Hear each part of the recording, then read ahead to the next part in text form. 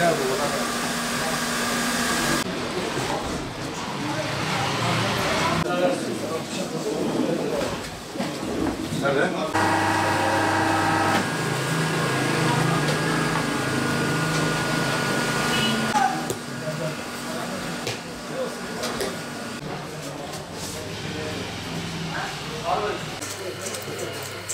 Evet.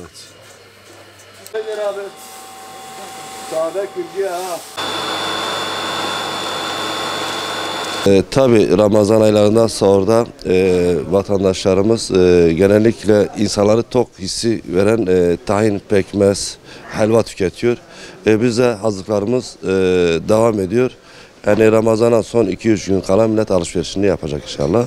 Fiyatlarımız da yükseldiği halde biz düşük tutuyoruz. Piyasadan daha uyguna veriyoruz tabii. Hem kaliteli hem doğal hem uygun fiyata. Tabii yükseldi, daha da çok yükseldi de biz elimizde stoklu ürünler olduğumuz, yani stoklu çalıştığımız için daha yansıtmadık yani. Şu an 1 kilo tahini 150 TL'ye veriyoruz. Helvamız da 160 TL'dir. Pekmezimiz kilosu 2 kilosu 100 TL'dir abi. Yerli pekmez de kilosu 180 ile 200 arası satılıyor.